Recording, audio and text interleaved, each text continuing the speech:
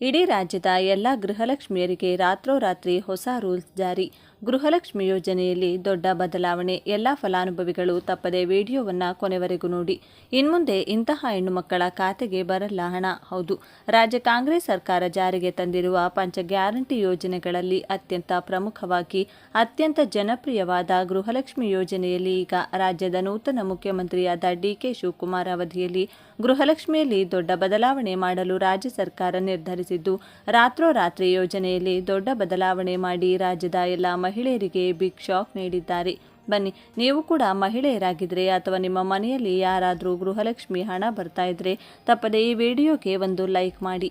ಇಷ್ಟಕ್ಕೂ ರಾಜ್ಯ ಕಾಂಗ್ರೆಸ್ ಸರ್ಕಾರ ಗೃಹಲಕ್ಷ್ಮಿ ಯೋಜನೆಯಲ್ಲಿ ಮಾಡಿರುವ ದೊಡ್ಡ ಬದಲಾವಣೆ ಆದರೂ ಏನು ಎನ್ನುವ ಕಂಪ್ಲೀಟ್ ಮಾಹಿತಿಯನ್ನು ತಿಳಿದುಕೊಳ್ಳಲು ತಪ್ಪದೆ ವಿಡಿಯೋವನ್ನು ಕೊನೆವರೆಗೂ ನೋಡಿ. ಪ್ರಸ್ತುತ ಇಡೀ ರಾಜ್ಯದಲ್ಲಿ ಸುಮಾರು 1,30,00,000ಕ್ಕೂ ಅಧಿಕ ಮಹಿಳಾ ಫಲಾನುಭವಿಗಳು ಈ ಯೋಜನೆಯಡಿ ಪ್ರತಿ ತಿಂಗಳು 2,000 ರೂಪಾಯಿಗಳ ಆರ್ಥಿಕ ನೆರವನ್ನು ಪಡೆಯುತ್ತಿದ್ದಾರೆ.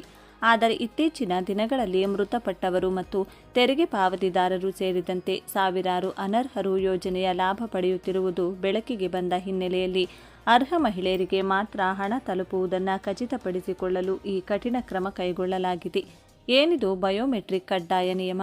ಈ ಯೋಜನೆಯ ದುರುಪಯೋಗವನ್ನು ಸಂಪೂರ್ಣವಾಗಿ ತಡೆಗಟ್ಟಲು ಮಹಿಳಾ ಮತ್ತು ಮಕ್ಕಳ ಅಭಿವೃದ್ಧಿ ಇಲಾಖೆಯು ಹೊಸ ಮಾರ್ಗಸೂಚಿಯನ್ನು ಸಿದ್ಧಪಡಿಸಿದೆ. ಈ ಹೊಸ ನಿಯಮದ ಪ್ರಕಾರ ಗೃಹಲಕ್ಷ್ಮಿ ಯೋಜನೆಯ ಮಾಸಿಕ ಹಣವನ್ನು ನಿರಂತರವಾಗಿ ಪಡೆಯಲು ಪ್ರತಿಯೊಬ್ಬ ಫಲಾನುಭವಿಯು ತಮ್ಮ ಹೆಬ್ಬೆಟ್ಟಿನ ಗುರುತು, ಕಣ್ಣುಗಳ ಸ್ಕ್ಯಾನಿಂಗ್ ಅಥವಾ ಮುಖದ ಗುರುತನ್ನು ನೀಡಿ ತಮ್ಮ ಜೀವಂತಿಕೆ ಹಾಗೂ ಅರ್ಹತೆಯನ್ನು ಸಾಬೀತುಪಡಿಸಬೇಕಾಗುತ್ತದೆ. ಈ ಸೇವೆ ಎಲ್ಲಿ ಲಭ್ಯ? ಬೇಕಾದ ದಾಖಲೆಗಳೇನು?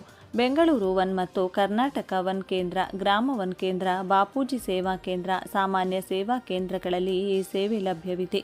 ಈ ಯೋಜನೆ ಲಾಭ ಪಡೆಯಲು ಪ್ರತಿಯೊಬ್ಬ ಮಹಿಳೆಯು ತಮ್ಮ ಆಧಾರ್ ಕಾರ್ಡ್ ಜೊತೆಗೆ ಮಹಿಳಾ ಮತ್ತು ಮಕ್ಕಳ ಅಭಿವೃದ್ಧಿ ಇಲಾಖೆಯು ಈ ಹಿಂದೆ ನೀಡಿರುವ ಗೃಹಲಕ್ಷ್ಮಿ ಗುರುತಿನ ಚೀಟಿಯನ್ನು ಕಡ್ಡಾಯವಾಗಿ ಸಲ್ಲಿಸಬೇಕಾಗುತ್ತದೆ.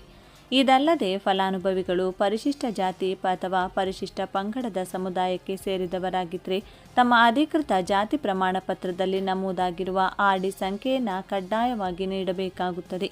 ಈ ಸಂಪೂರ್ಣ ಫಾರ್ಮನ್ನು ಯಶಸ್ವಿಯಾಗಿ ಭರ್ತಿ ಮಾಡಿ ಬಯೋಮೆಟ್ರಿಕ್ ಪ್ರಕ್ರಿಯೆ ಮುಗಿದ ನಂತರವೇ ಮುಂದಿನ ತಿಂಗಳ ಹಣ ಫಲಾನುಭವಿಗಳ ಖಾತೆಗೆ ನೇರವಾಗಿ ಜಮಾವಣೆಯಾಗಲಿದೆ. ಈ ನಿರ್ಧಾರದ ಉದ್ದೇಶವೇನು?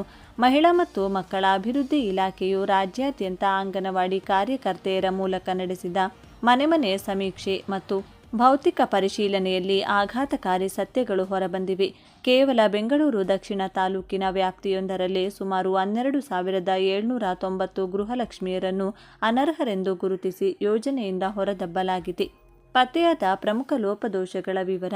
ಈಗಾಗಲೇ ಮೃತಪಟ್ಟಿರುವ ಮಹಿಳೆಯರ ಹೆಸರಿನ ಮೇಲೆ ಕೆಲವರು ಹಣ ಪಡೆಯುತ್ತಿರುವ ಮಾಹಿತಿ ಬಹಿರಂಗವಾಗಿದೆ. 6,624 ಮೃತ ಮಹಿಳೆಯರು, ಆದಾಯ ತೆರಿಗೆ ಮತ್ತು ಜಿಎಸ್ಟಿ ಪಾವತಿಸುವ ಕುಟುಂಬದವರು 4,800 ಮಹಿಳೆಯರು, 1,295 ಕನಿಷ್ಠ ಆಧಾರ್ ಸೀಡಿಂಗ್ ಪ್ರಕ್ರಿಯೆ ಮಾಡಿಸದ ಮಹಿಳೆಯರು ಈ ಯೋಜನೆ ಲಾಭ ಪಡೆಯುತ್ತಿದ್ದಾರೆ.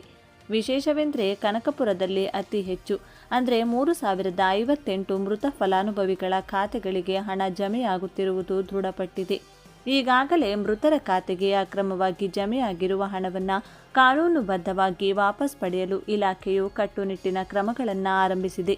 ಈ ನಿರ್ಧಾರಕ್ಕೆ ಮಹಿಳೆಯರು ಏನಂತಾರೆ?